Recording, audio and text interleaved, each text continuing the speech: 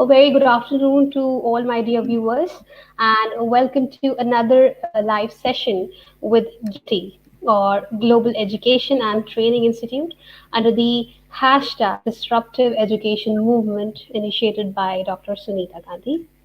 And today I have our guest, Dr. Pankaj Jain.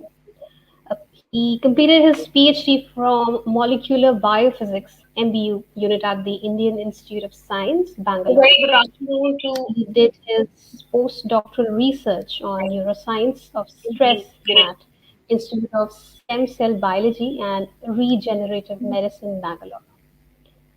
And along with his research, he has been actively involved with voluntary activities in public schools for around 7 years.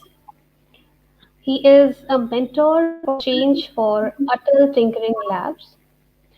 Dr. Jain is also hosting learning shows for PM eVidya TV channels. And following the research career, he ventured to pursue his passion in the field of education and co founded Seed to Sapling Education, a school startup with the group of equally passionate researcher turned educator. Dr. Pankaj Jain is a lifelong learner and explorer. He aims to achieve an enriching and stress elevating environment in the schools and aims to instill a lifelong love for learning among students and teachers in a joyful environment. A very warm welcome to you, sir, on this platform. And Thank you. today he will be talking on why and how we teach what we teach. So without much ado, I would request sir to please take over the session. Hello, everyone, and thanks to GETI for giving this opportunity and um taking me in this disruptive education movement. I'm glad to be part of this and share my thought on teaching, learning related things. So let's see how do we go about it. So I would request all of the people joining from Facebook or YouTube or even the host of, I guess, Miss Prerna to participate, interact, because otherwise without that it won't be possible for me to take this session forward. So I'll just start with a simple quote by Swami Vivekananda. Now he says, education is the manifestation of perfection within. I guess most of you would have heard about this quote somewhere or the other. I just want to know your thought. If education is all about manifesting whatever is already there within, what is the role of teachers? What do we as teachers or trainers do? Um, any response? Yeah, Prerna, you can also respond. So, what do you think? What do we do as educators there? Well, I think teachers play a very important role in a student's life because they are preparing the future of the world. So they do Okay. play a very important role. That's what I feel. But if it was all about manifesting whatever is there already within ourselves, what do teachers do then? Well, they are kind of a facilitator. They are there to guide them. They're the facilitators because students are smart. They know everything. It's just that we need to guide them. We need to help them, as teachers. We need to help them to explore things around them, to learn about them. Right. Nice. So with that, let's just quickly. So we will be having this session on how we teach or why we teach whatever we teach. I guess you have already introduced. So let me quickly go to the other important thing, and that is what is science or what is math or what is any subject, like whatever subject of your choice. It can be arts, it can be sports, it can be social sciences, it can be anything. So what do you think? What is your subject? Uh, Again, I guess there is some delay in the comment time. Okay, so somebody says it turns out the best from the child education. So we probably help that. Okay, so what do you think? Bring best in them. Okay, so what is science or what is math? What is any subject? Yeah, so Supriya says bring out best in them. Okay, I guess that was for the earlier question. There may be some lag. So what do you understand by your subjects? Whatever subject of your choice or whatever you take or you teach. So, What do you? Uh, what is your understanding of that subject? Yeah. Any response?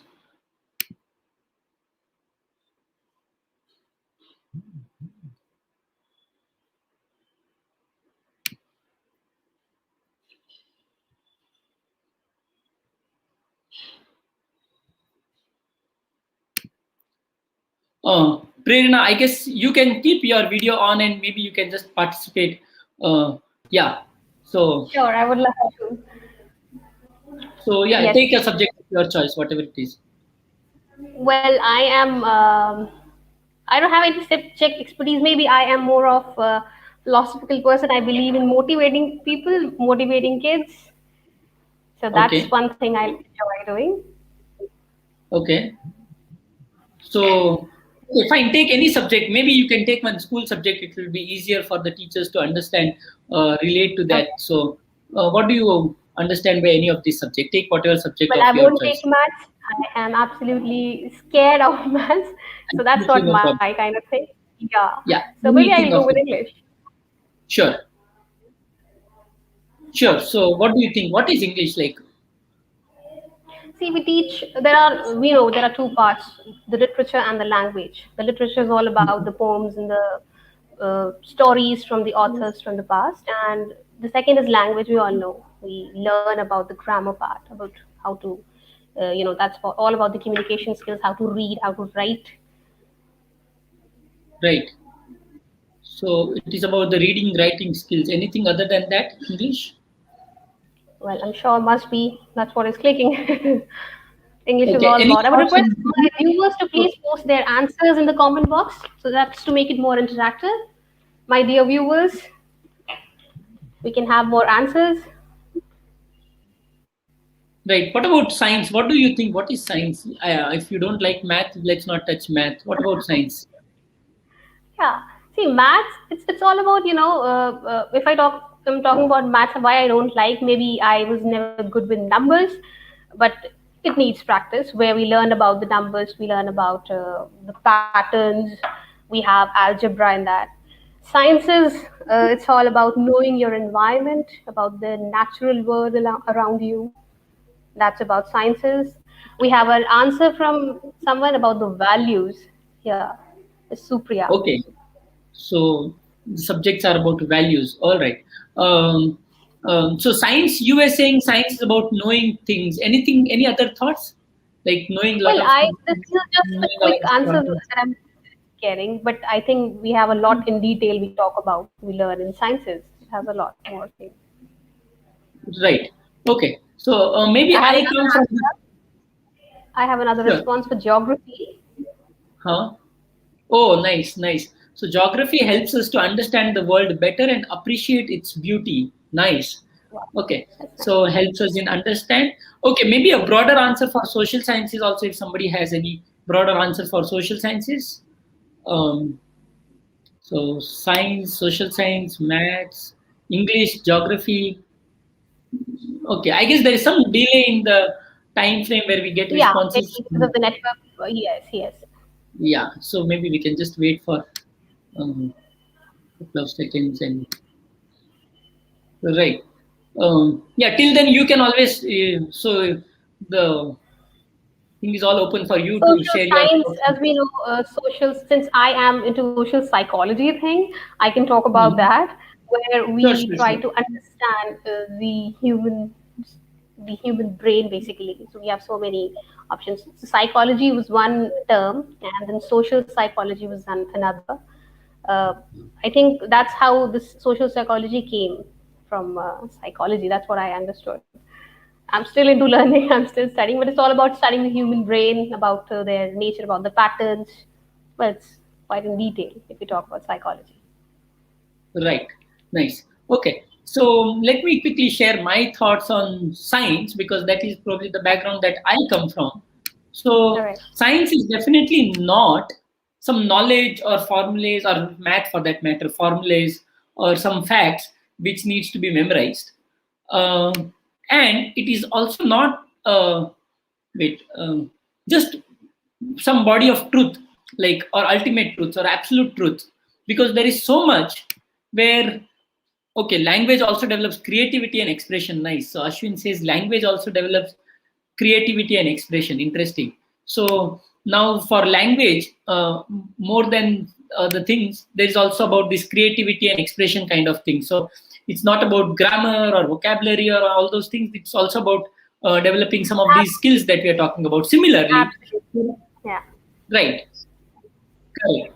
So similarly, okay, so social science teach us to empathize. Wow, such a nice thought. So it's not like knowing a lot of things about the past history or knowing things about the surround geography and all. So it's teaching us empathy or what many of these other skills, like how do you behave in certain scenarios. So what are those social skills? So similarly, science is not this body of some knowledge, or math is not body of some formulas, or social science is not some body of facts, but it is much more beyond that. And these are not some ultimate truths that we have like discovered for sure, or somebody has got uh, that this is the truth. But we are in this process, so the process becomes much more important. The process that we take while whatever, when we take science or math or any of these subjects, that becomes much more important in that case than the knowledge or the piece of information per se. So this was the point I was trying to put forward, that it's not about the knowledge but the process that we follow. Now, coming to the next question. Now, the next question is again a slightly more next level kind of question, and that is, why do we teach these subjects? Any subject, science, math, or any of the subjects of your choice. Why do we teach psychology? Why do we teach English?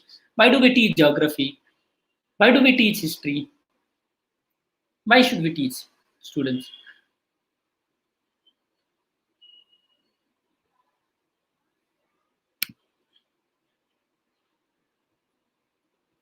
Right. So, any thoughts? Why should we teach um, these subjects? Yes, Prerna, you can have the first say while people are that lag and while they type. So, Maybe because of the network. I think maths and science, we talk about maths, I think it's all about, developing the skills of students to understand things around them. Because if when we talk about the formulas or when we talk about numbers, these are the basic things we need to survive in our daily life in some or the other sector. And we have a comment from someone that says to create building blocks for future understanding. oh, wow, wow, wow. To create building blocks for We future have understanding. Interesting. To help them understand how to go about with the world. So, why we, yeah, okay, really interesting thoughts. that's So future, to provide them with skills for a job, also skills for daily life. Okay, so that's similar to that's what what you we were are saying. seeing back. Right, right. Okay. Okay. So, like, are we learning things so that we better understand the future, or we have better skills for our career prospects, or any other thing? Why do we teach any of these subjects, or why do we learn any of these subjects? Any other thoughts? I mean, these are certainly very important points, and each of, I don't want to discredit any of the thing, because each of them is quite important a point. So, yeah, any other thoughts, like why should we learn these subjects, or why should we teach these subjects? To live life with ease. Okay, live life with ease. All right. Okay, to help students deal with day-to-day life. To help students deal with day-to-day life. All right. So to Happy realize with the and reflect response? on Yeah. realize and reflect on different aspects. Okay, so I'm so glad that we are having. So just hold on with these thoughts. I'm happy to see so many diverse set of um, uh, responses, and I guess all of you are reflecting right now. So why do we teach what we teach? So we will come to the how part, but at least now we know what we teach, why we teach. We'll just go to the how part in a while. Okay, so before that, I'll just give some example of couple of things. So because I come from the science background, again, I'll probably be taking examples which are more towards science. But again, okay, so students are interested in some topics. I just missed that comment. Can you just read that out for me, Prerna? To give them exposure. Okay. Interested in some, yeah, to give them exposure, to understand ourselves. We have another comment. To understand ourselves. Wow. Wow. So we are getting responses like, because we want to understand ourselves, we want to do something better in our future, to understand some future things. So there is this varied responses. Okay. So now, what can be the ultimate goal of learning? So here maybe I'll just have a monologue kind of thing for a while. So there are these three discoverers. On this side, we have this Edison. Now, this is some of the professors at the Indian Institute of Science. They tell us these things when we join for PhD, right? So discoveries can have utility, like the application. Many of you talked about this application part, so that we can gain skills for our job or career or for our future life kind of things. So we have utility, but then there can also be abstraction. For example, now Edison, this bulb. Now bulb, it's simple to understand. There's a filament and this goes hot and then it glows. So there's a bulb for you, and Edison discovered it, and it's very high on the utility side. There is less of abstraction, like anybody can very easily understand it or learn the concept behind bulb. But then there are people who are working on the very abstract side of things. For example, many of these theoretical scientists, or even many of these abstract artists, why should I only call out science and mathematicians, many of these artists also, right? So they live in their own abstract world, and for many of us in the real world out there, we fail to understand why is this guy spending the entire life on something which is just like, we fail to even appreciate, forget about I mean appreciating, we fail to even understand. So why do people do all sorts of these crazy things then? What is the goal of they doing all these kind of, and then there are obviously people who are on both the sides. So say for example Pasteur, he did a lot of things on the abstract side. For the layman, they may not be like very easy kind of things, but there are high utility value. For example, pasteurization of milk, or there were people who were developing vaccines. So how do we develop vaccines and all those things may be slightly tricky in the current context. Also vaccines are like the in thing, but they have very high utility value. But now, why do people do whatever they do, like especially the abstract side of thing? What is the goal, ultimate goal for their life? What do you think? Why do they do all these crazy things? And there are a good number of people out there. It's not like a small proportion. And proportion wise it may be small, but in terms of absolute number it may be a good number of people. So why do people do such things? And they are scientists, they are mathematicians, they are artists, they are social scientists, they are linguists, um, they are economists. So what can be the goal for their life, why, for their work? Yeah, any thoughts? What is the ultimate goal of learning then? Because they enjoy what they're doing. Wow. Wow. Any other thoughts? Any other thoughts?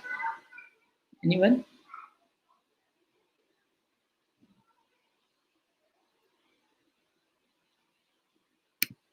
Yeah, any other thoughts?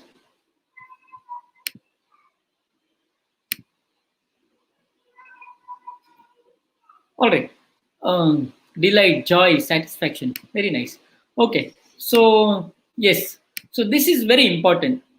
And that is, there's some utility which is not apparent to us. Wow. That is also another interesting point, that whatever we do, I remember they're passionate about what they do and they try to crack some problems. Yes. I remember one of the Nobel laureate in his talk, he said that there are discoveries which are about the application thing. So there are applications for some discoveries, but for some other discoveries, not yet applied. So some discoveries are already applied, but there are other discoveries which are not yet applied. So yes, there is this high sense of fulfillment, satisfaction for those kind of work, right? I mean, why should we, again, no need to bias with science, because they are curious. They are curious and interested to know um, the phenomena, whatever they are working on, because they are curious. That's all. So then it just stops there. So if we are curious to know about things and then we follow certain process, that's it.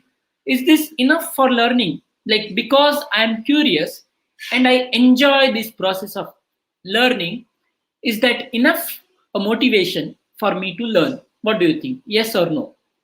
So while we get responses from others, Prerna, what do you think?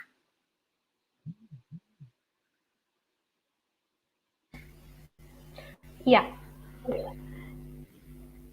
So my question is it enough to learn, or the motivation for learning, just because I'm curious and that process gives me sense of fulfillment, joy? So is that enough a motivation to learn? I think that's the motivation we all need. I think curious is one big word. When you are curious to learn more, that hunger to explore and move ahead and grow. I think that's Right, very important, what I feel. right. Yeah. Any other thoughts? Is that enough? What do others think? Is that enough to learn, or the other things are? So is this like a sufficient condition? It's necessary, but is it sufficient condition? Or to make it sufficient, we need the other factors also. So like, unless there is a Definitely. utility factor, there is no point learning. What do you think? Is there no point learning anything unless there is a utility factor? Just for the joy of learning, you cannot learn. There has to be some utility factor. What do you think?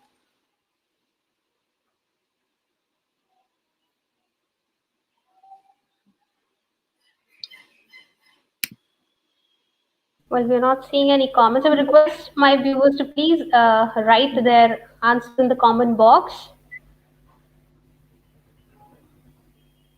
Right. I guess there is this lag thing which is uh, bit troubling. Yeah, we have one. Okay, so Supriya says, okay, okay. What about school students, like say a primary uh, grader or a middle school uh, student? For them, for some people, joy alone is enough. So, say for primary or middle school years, is utility important, or the joy or curiosity is enough for learning? All learning happens when we are observing the world around. Nice. Learning happens when we are observing the world around, and not many others are motivated by utility, right? Somebody had a response. Others, they may want to find a job career, correct?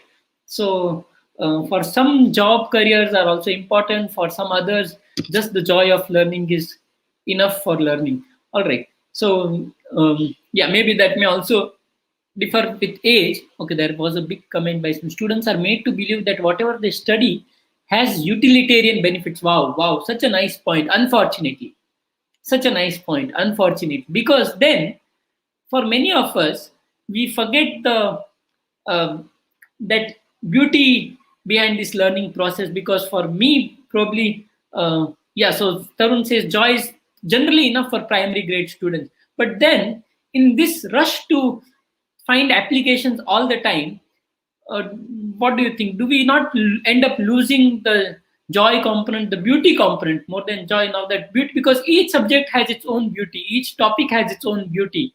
Now, if we lose out on the beauty aspect of that topic, are we doing enough justice to that topic? Forget about learning, just because it's having high utility value.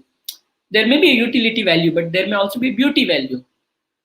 So yeah, just wanted you to think more about it and reflect on this aspect. Yeah, you can. For children, learning should be useful to their daily life. Okay, should be useful to their daily life.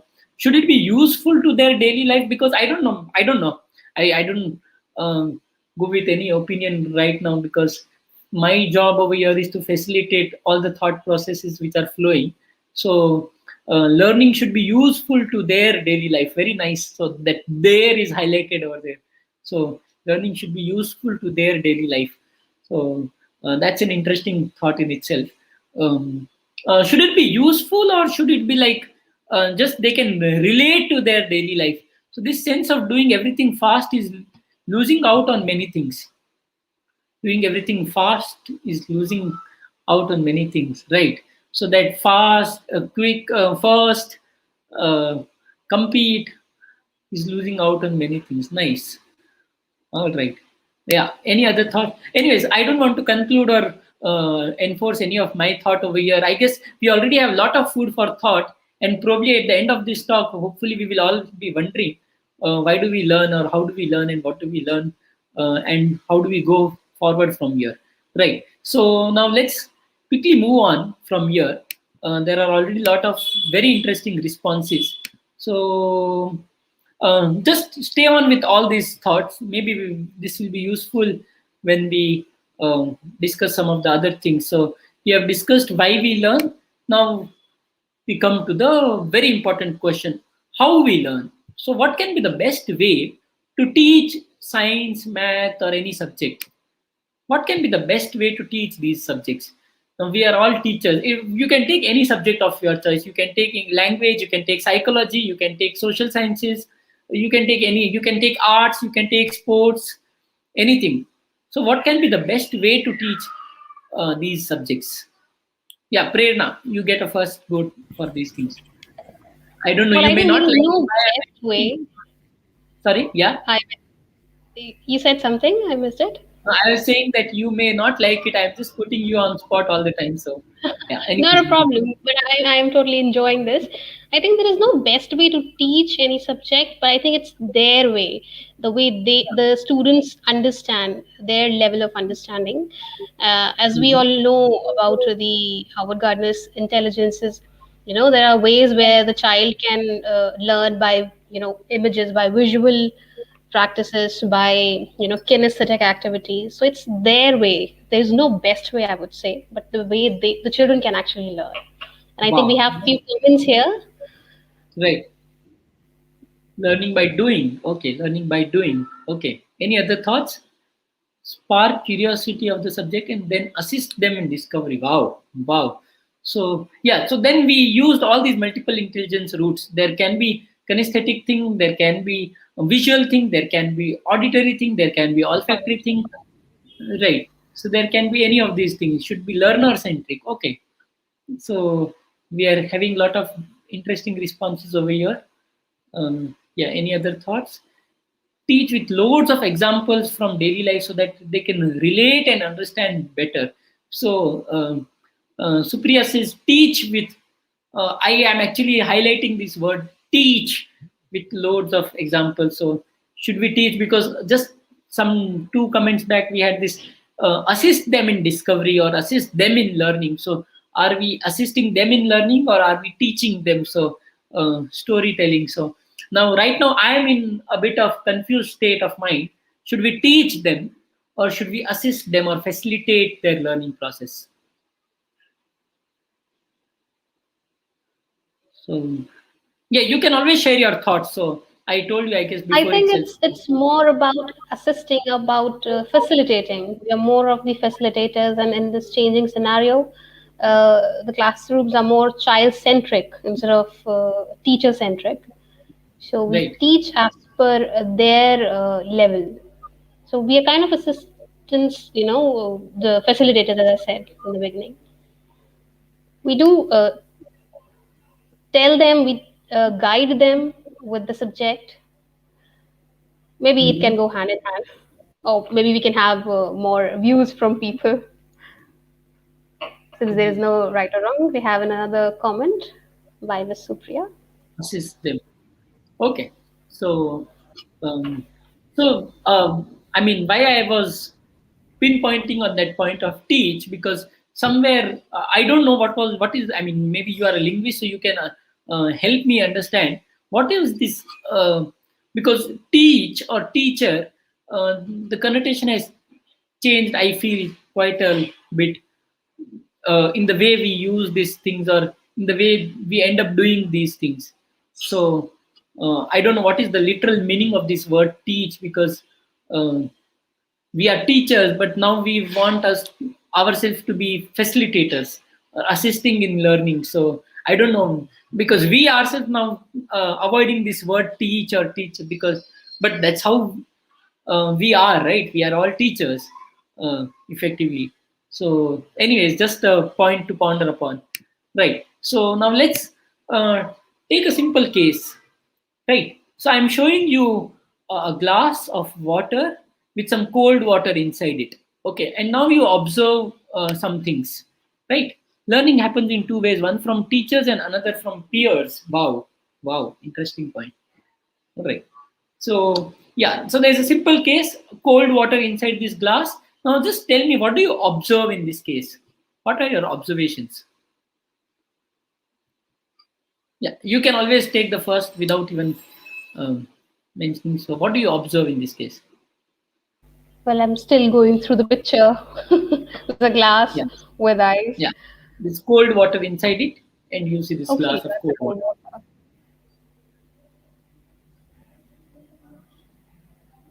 So, I'm what do you curious to know observe? because I Sorry. can't go beyond this. I'm curious to know because I can't go beyond this thinking. The So, picture says it all.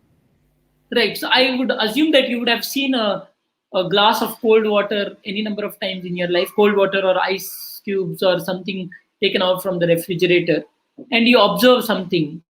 And what kind of questions come to your mind? So, once you observe this glass of cold water, what do you observe, and what I cannot see other side of it. Wow, wow, wow. Interesting. This is a very interesting observation. Okay. The glass is foggy. The glass is foggy. Interesting. Are there cracks in the glass? Okay. Interesting. So, yeah, what kind of further questions come to your mind after these observations? What kind of questions come to your mind? So, we see that the glass is foggy. Probably there are some water droplets outside the glass, settled outside. If you have the glass in your hand, probably you will also see these water droplets outside the glass. Now, what kind of questions come to your mind? Why does it appear a little whitish? Wow, because it's transparent water. Glass is frozen, can see ice in it, half water. Okay, glass is frozen, right? So there is ice, but the glass itself is looking like frozen. Nice. So, what kind of questions come to your mind? Or, say, for example, this is in front of any child. What kind of questions will come to a child's mind? There are these water droplets uh, outside, there is cold water inside, it's foggy, it's not so transparent, the visibility is affected. So, all these interesting observations. So, what kind of questions may come in a child's mind?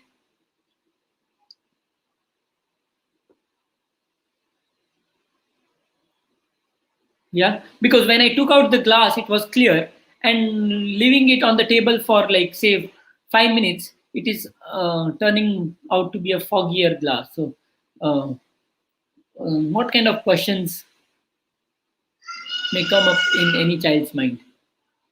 Yes, Prerna, or others. I think the responses are very interesting. They already said that why is it foggy? The child can ask. It's cold. I mean, it's white in color. Why is it so? And we have a comment. Why water is appearing over the glass? Right, why water is appearing over the glass? Over the Okay. glass. Right, right. Why water is appearing over the glass? Okay, so very interesting question. Why water is appearing? Why the vapor are not there? Interesting. Why the vapor are not there? Why water? So let's take this question. Why water is appearing over the glass?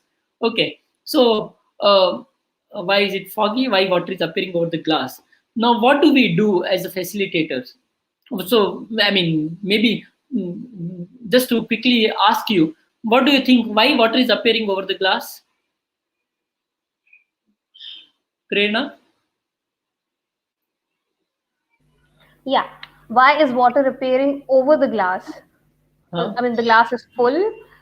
Huh? It's cold. Maybe that's why. You can So, so, explain maybe in so, a more.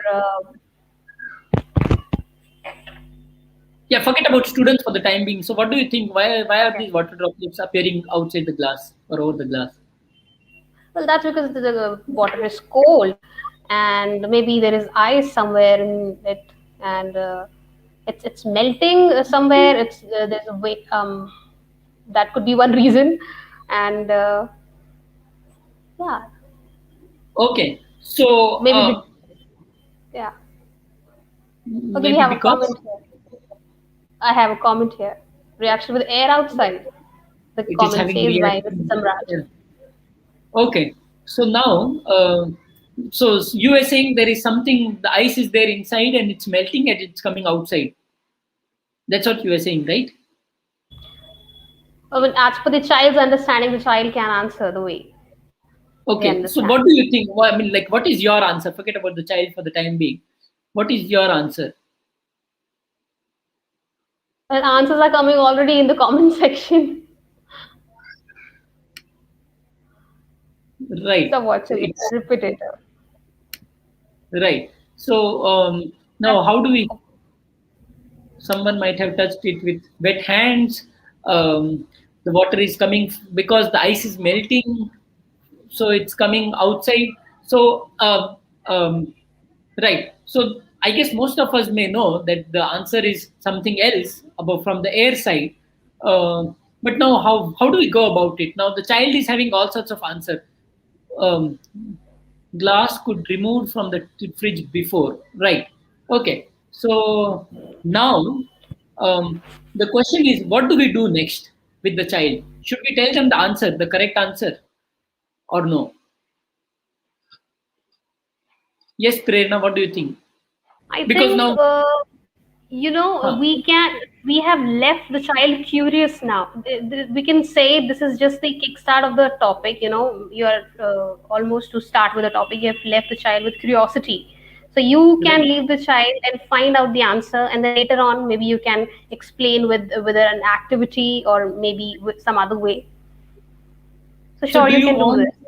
So you want the teachers to explain the child with some activity after Explain the child with. initiating. So once we initiate this curiosity, should we explain the child the concept or with the whatever the final answer is? Can go with an activity, can go as per the requirement. The child would like Mhm. to understand, maybe the child would like to explore more by themselves, the children would like to explore themselves. Right. So now, so your answer was the ice is melting from inside and it's coming outside. So can the ice melt and there's this glass, so it can be made up of plastic or glass. So can water or melted water from ice, can it come outside through the glass? What do you think? See, the ice was melting and the water level was increasing. There was already some water, and maybe that's why it was coming and spilling. This could be No, one no, way no. of So the glass understanding. is okay. So the glass is not full. So say the glass is like not to the brim. There is Hmm. say half glass, and still you see these droplets of water. Now what do you do? Well, there is water. I mean, it's spilled somehow everywhere. This could be one thing you can say. I can't get into more of science. Okay, forget about science. I guess now, say for example, now you are the student. You are answering that the water is coming from inside, right? No, that was just the same answer given by the people in the comment section. That's what I was reading, and I was saying the same. I said the Okay, so same what is somewhere. your answer? What is your answer? It was somewhere similar to all of those. It was repetitive. As I said. Right. So now tell me what is your answer specifically. I think it's the same as I said. Like there is some connection. The what ice is melting. As somebody said, they might have touched with wet hands. This could be one possibility. As per your understanding, grasping and telling. Right. So now, as a facilitator, I don't want to answer your thing. Now I Mm-hmm. ask you to design some experiment. So is it Mm-hmm. better to ask the students to design some experiment to prove their statement, or is it good to answer them? What do you think? I think it's not. I won't say it's bad or not good to answer them, because eventually you will tell them the right answer. But maybe you can let the child explore. Okay, nice, nice, nice, nice. So, so how do we let them explore? How do we go about it? From here, now the child is saying all these answers. How do we let them explore now? We need to give them space to do some kind of activity related to the same question that you have asked. We can Okay. give them, since there are materials, there are other resources that the child can explore. In So fact, others, at home also. Not. Prerna, just so others, you can type it in the comments or chat box. Your Yeah, I'm not responses, seeing any responses from the viewers. I would request people to please post it in the comment box. right? So how do we If go you, ahead from here? Now the child is saying all sorts of responses. It is coming from inside. Somebody might have touched it. it might have come from outside. So all these From the responses room, are from coming the from, fridge, yes. right. So all these responses are coming from the child, and this is precisely what we actually get from the child. Okay, so we get all these responses, right? That this is coming in all these different ways. Now, what do we do next is important. What do we do next? This is what a child thinks. What do we do next? Should we answer or no? Hints. Okay, what kind of hints? Like, should we hint them or should we not give them hint? Should we I think confuse more them? questions, More questions. What kind of questions? more So of, they reach the higher answer, order. or so is it like giving hints with these questions, or they explore further and they figure it out by themselves without these hints? Experiment with one of the responses. There can be a debate between students. Wow, wow. So somebody thinks this way and some others think that way. So now let's have a debate between the students. Excellent. Right. So let them argue with each other, right? So see, there are multiple ways. The point which I'm trying to convey is, so this phenomena, this is nothing but condensation. Now this phenomena, it will not take more than 5 to 10 minutes to teach the students. Okay, but on the other hand, we can start with some observation. They will come up with these questions. So what do you think? Once they come up with their own questions, um, how does it help in the further learning? Because it was their observation, their question. So how does it help in the further learning? Does it help or no? It doesn't help. Like, they observed and they made this question. Alternately, I could have given them the question that, see, you observe this glass of water and there are these droplets, so where are these droplets appearing from? I could have given them this question, whereas the question came from the students. Does it make any difference or no? I think it does, because if the child is asking questions, if the child is getting into the detail and trying to reach to where they want to know more about that particular subject. Right. So the child ends up having much more ownership over the question in that case. Right. So once they have more ownership, and then automatically it becomes their question. It's not our question now. It's their question. They are curious to know more about it. Right. So already you have touched that important faculty of giving them this ownership, sense of ownership. Now they will be like curious to find it out. They will either succeed or they will fail, but eventually it's finally their journey. And even when we give the answers, they are much more receptive. Now, should we give the answer? That is another question. Should we give the answer or no? These are like, say, third, fourth, fifth graders. Should we give them the answer? Or should we give them hints? Or should we just ask questions, counter questions? Or should we not even ask these counter questions and let them in the class between themselves they debate and they evaluate their peers think critically or their own things critically, and then they come up with these counter questions. So I'm just giving this spectrum of thing. So what do we do then? We give them the answer, we give them the hints, we give them the counter questions, and or we don't give them anything. What do we do? I think we should leave them with this. Instead of giving the answer, we can. Hints was one good response from one of the viewer. Hints are important, good. Instead of telling the answer straight, that will stop their thinking process right there. The moment you'll tell the answer. Right. What about counter questions? So these are not hints. Whatever they are saying, we are just countering that. That's not hint. So what about counter question then? And what about doing nothing? They themselves evaluate their own statements critically, or their peers do it. We don't do it. So that is even next level thing. So what should we do here?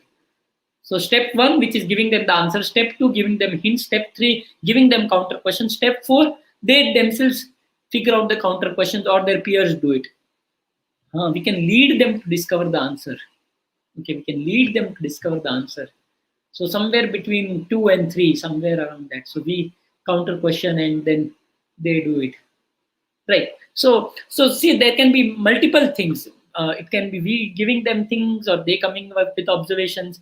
So again, I guess most of these responses came from you. So I am trying to facilitate this talk instead of delivering this talk. So I hope that makes it easier for all of us. Anyways, so more than this talk, facilitate the discussion on this topic. Okay, so maybe we can just ask them to design some experiments, and they actually come up with very interesting experiment designs. Okay, and That's most another of the time, comment that we can see. Yeah. first let them argue, and then we can ask questions which may facilitate the discovery. Interesting, right? So then we don't give them the answers.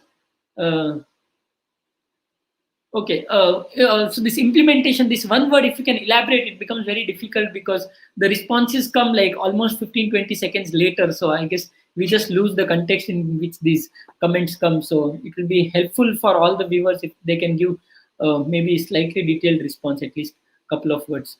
Right. So now, so see, one thing is they can come up with their own experiment designs where they will prove their hypothesis either it's correct or incorrect, and then they can be critical about it, or we can be critical and question them further. So it can go into like multiple levels beyond some point, and it can keep going on and on and on. But when it comes to teachers, teachers have one very important constraint, and I guess all of us know that constraint very well.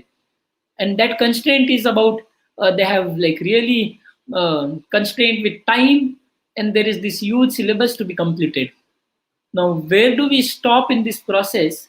That again depends on all these factors, and probably we will have to be like smart enough and wise enough to see our constraints and come up with the best solutions for ourselves. So, again, I'm no authority to answer any of those things, but I guess that with this discussion and with some more thought process after the session, maybe all of us can come up with our own solutions in our scenario or our setup, right? So now, so globally, inquiry-based learning or this constructivist pedagogy, there is a lot of things happening globally, and some countries give a lot of value to this pedagogy or approach, which is more like students discover themselves. We just facilitate this process. We keep asking them questions, or they even go to a level where we don't ask even questions. So, say for example, Germany has this nice interdisciplinary approach, and where apprenticeship, that itself is a modality over there. Finland, I guess all of us know very well, they have this extensive focus on collaboration and communication. The country itself is like very well known for its education system, and very importantly, they don't have assessments where they will check on the concept, but they don't even have assessments for some of these routine skills that we talk about, say for example observation, or say problem solving, or any of these skills also. They in fact assess these very higher order things, where the very fundamental skills, like do they have ability to learn, like do they have this approach of learning to learn. So then you don't just learn, but you have that learning to learn kind of attitude. So it's more like to do with attitude, not even on skill. And the other attitude is, are you open to be a lifelong learner? So even any circumstances, any scenario, any age, any time, you are just open to learning from anyone again. So these are given more importance even in assessments. Okay, so these are like multiple levels ahead in terms of assessments, where right now many of our assessments are currently concept based, many times on memorization, and sometimes even on understanding or applications, but these are like level apart right now. And then even these are all well-known countries, especially for education systems. So say for example United States, they will focus on the science proficiency or some phenomena based things. Anyways, let's not go into too many details of that. Now, even in Indian context, I am reading out a statement um, from National Curriculum Framework 2005. Okay, it's already 16 years passed since then.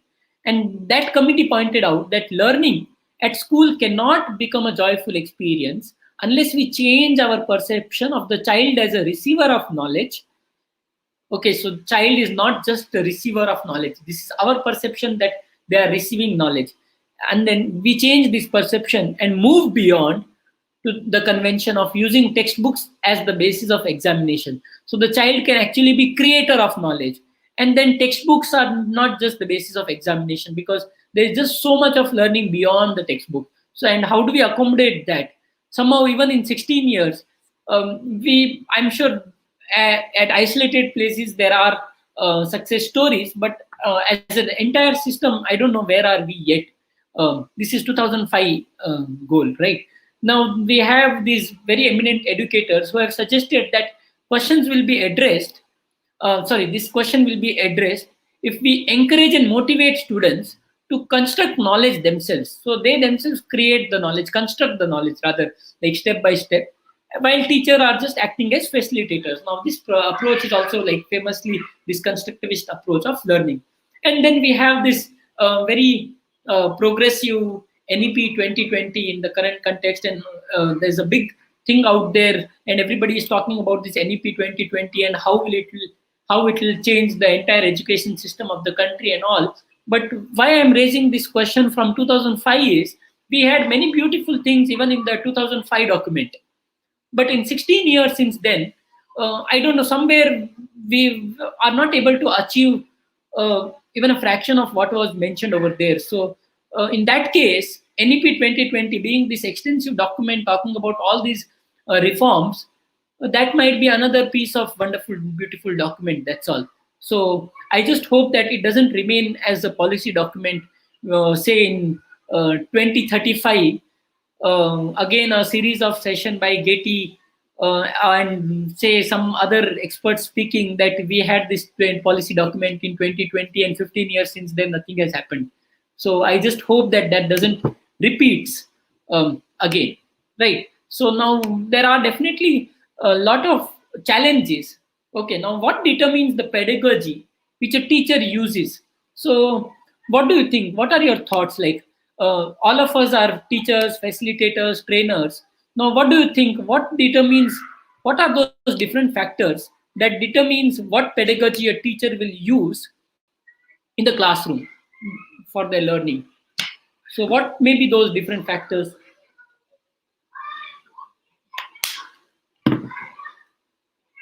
Yeah, your thoughts again. Prerna, while we get the responses, maybe you can share your thought.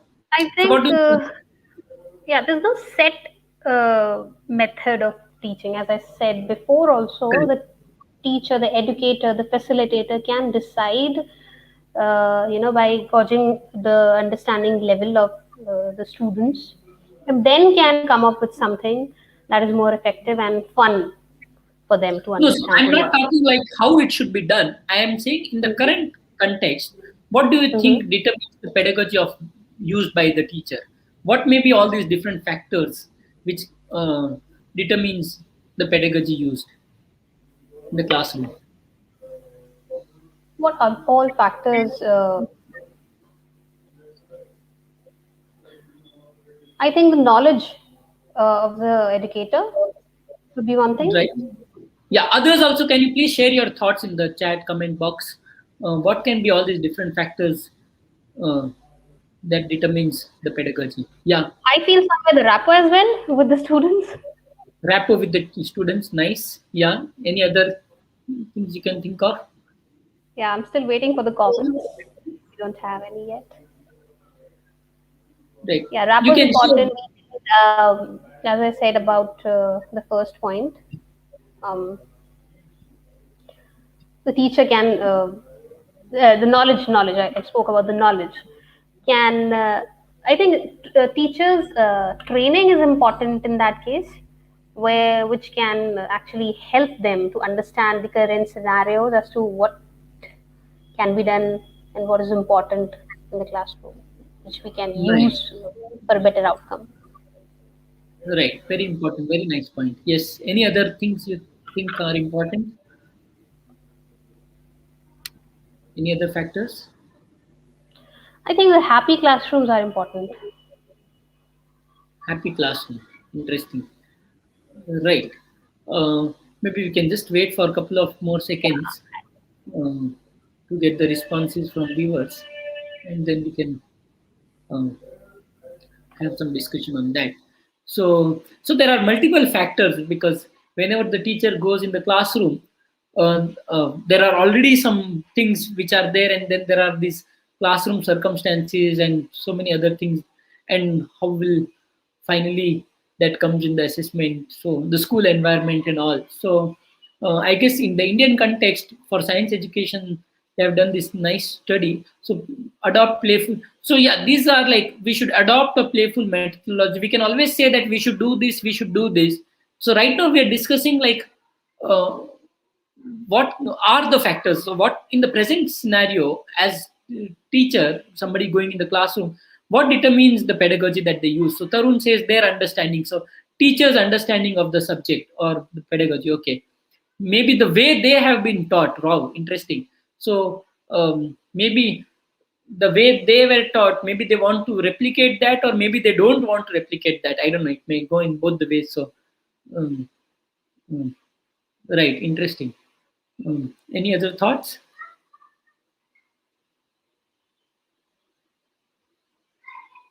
All right. So let's just see some of the things that the study saw. So there was a lot about like understanding about the goals and understanding about the beliefs.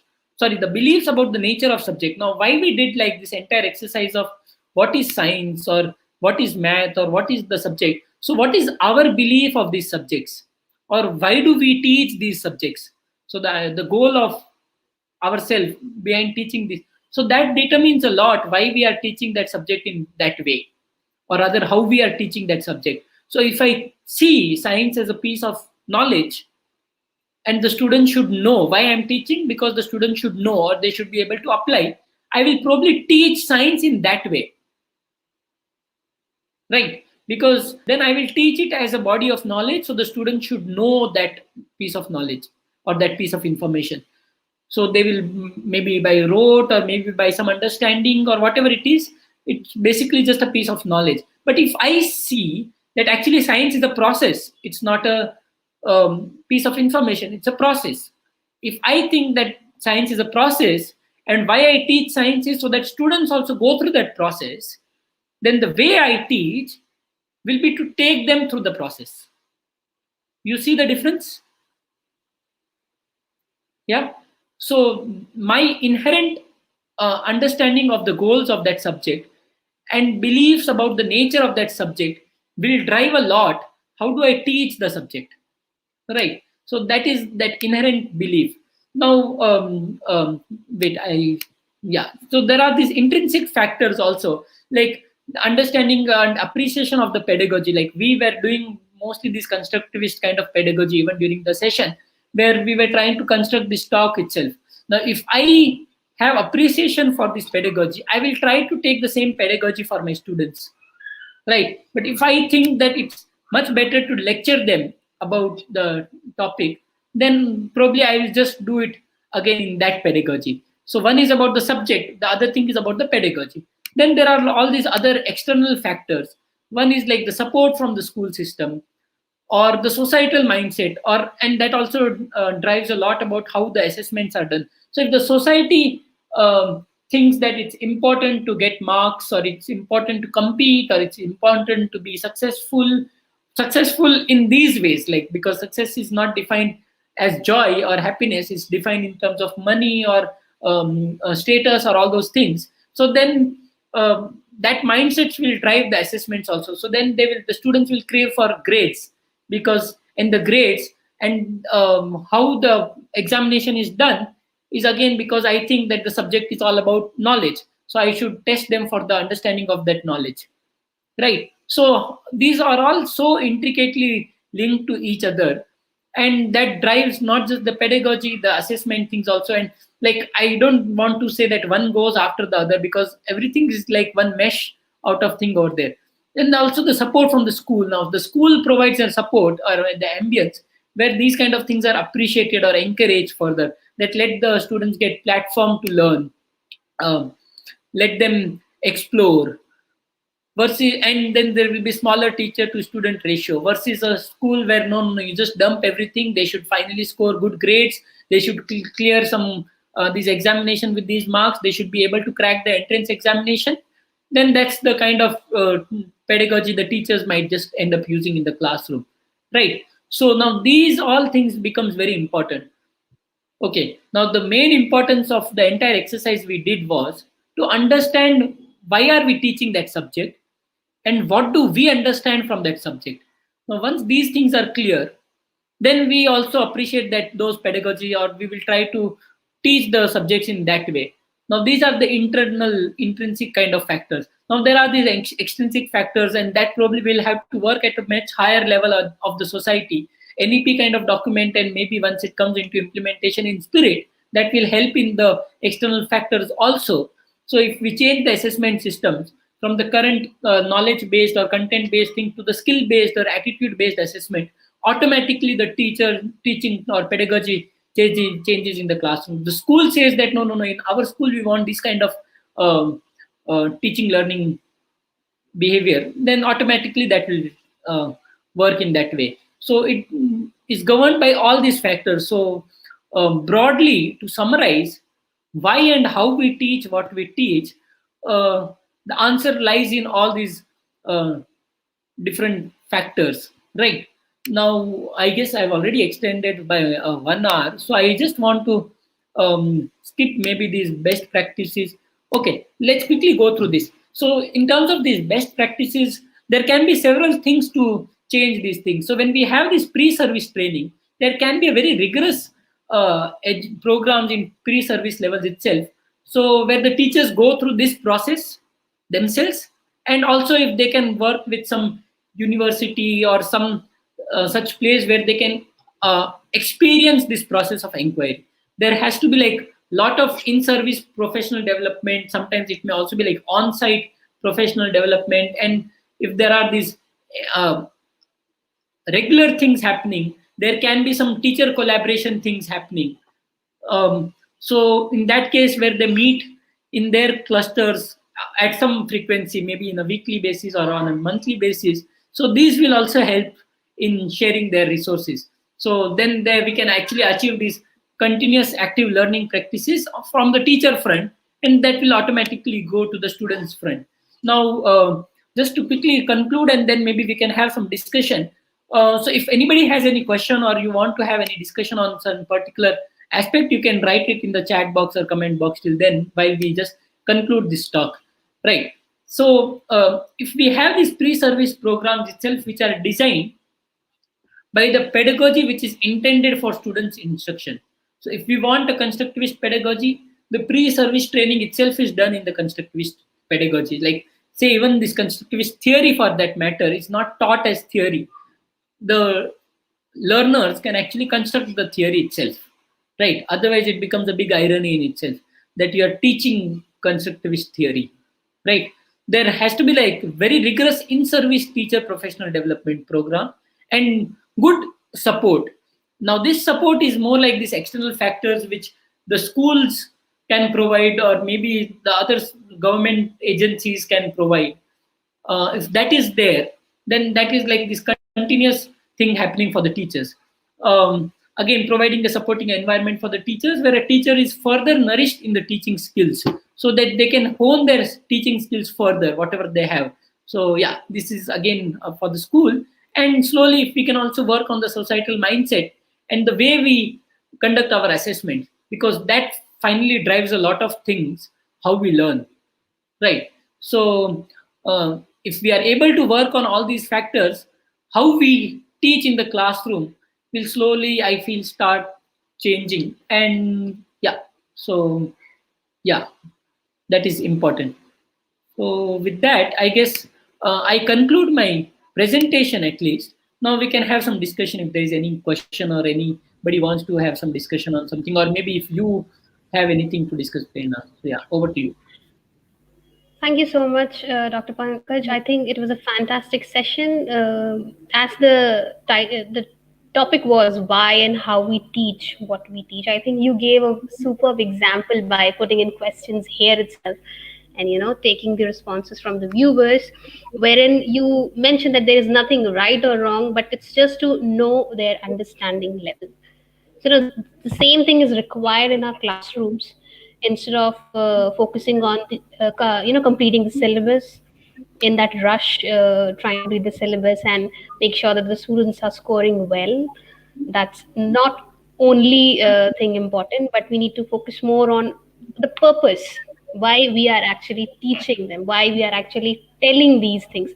And it's not only about the information providers, but I think we really need to guide them to the students. But still, I feel somewhere, if we talk about our traditional ways of teaching in the classrooms, still there is somewhere a gap where the parents, if I talk about their part, they are still not ready to adapt this way of learning.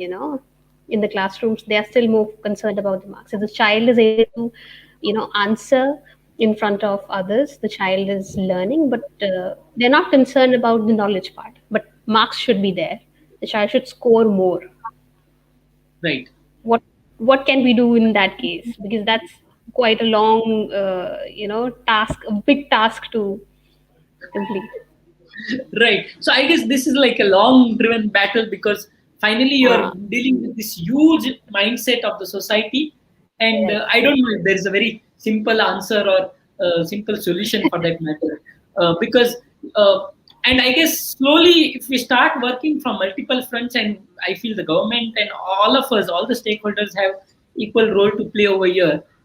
Hmm. Uh, See, if we stop this marks thing, or the marks itself are given not for the content but for the skills, the focus automatically switches to those skills. But again, then there will be coaching classes for the skills, right? So we Right. will make your child problem solver, or we will make your child a critical thinker. So now we have coaching classes, we will make your child achieve 99 or 100%. We will make your child a critical thinker.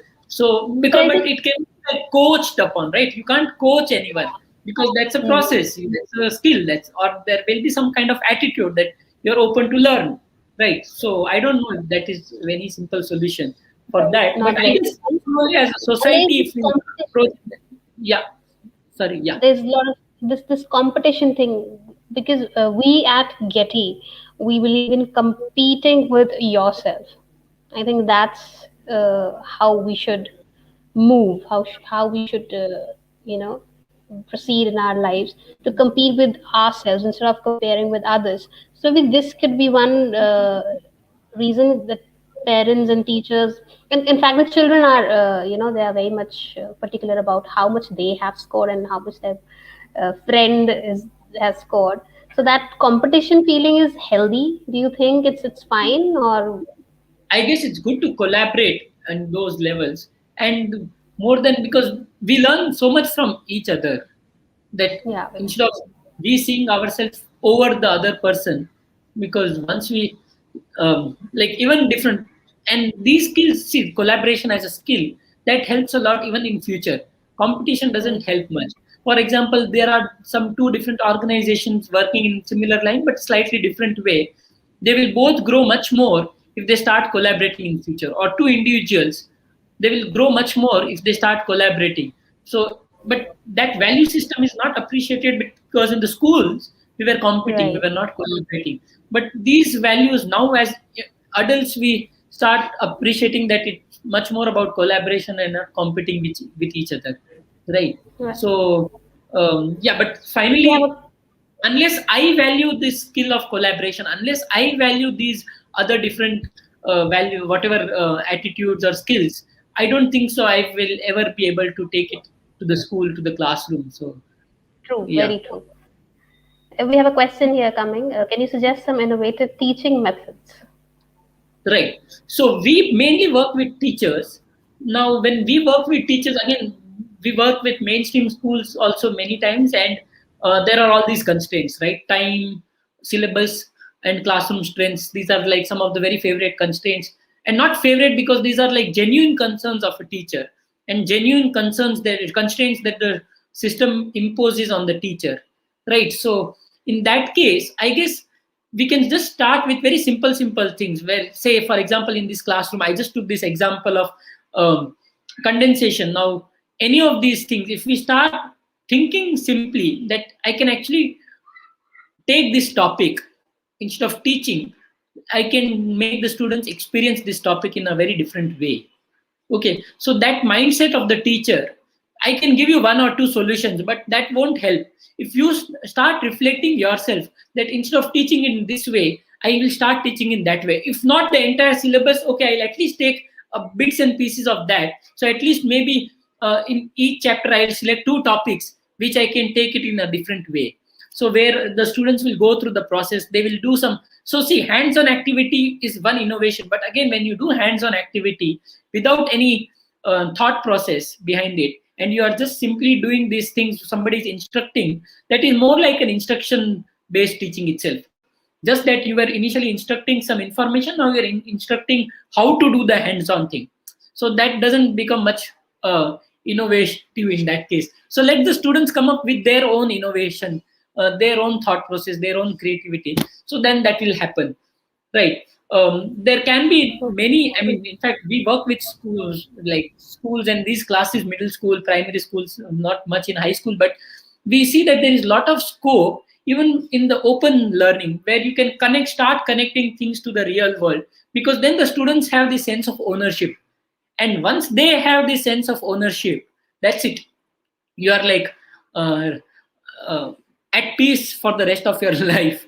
So we typically tell the teachers, you use this 3H, we call this H cube. So hearts on. So where you work upon the interest of the child. So hook them to the topic. That is very important. How can you hook the child to any particular topic? Like, say, I took the simple case of condensation, just showing them this glass which they observe day in, day out, put some ice cubes in that, and they will be like hooked to that topic, like that's it, done with it. Then there is a lot of heads on, make them think all the time. There is hands on component, the third H in the cube, right? But even in that hands on, there is a lot of thought process all the time, because you are designing the experiment, you are conducting the experiment that you designed, then you are critically evaluating your own observations, your own experiments. You are critical about your own self, whether I was thinking rightly or wrongly, whether my experimental observation go with that or no. Similarly, in social science, for example, see, somebody very nicely told in the beginning that social science is about some skills like, say, empathy. Now, put the class in some scenario where Shivaji was there. Now, say if you were Shivaji, what would you have done in place of Shivaji? Or some other social thing from the past, like, say, they had this kind of system in our country. Was it good? Was it bad? Let's discuss about some things, what was there. So there can be a lot of these discussions in the classroom. Somebody had mentioned about this debate kind of thing. So we can have like many of these very healthy things in the classroom happening. So it becomes very active class, because then the learner wants to learn. You don't have to Yeah. teach them. They want to learn, you Right. are just facilitating automatically. So Absolutely. yeah, So we have another question from Mr. Tarun.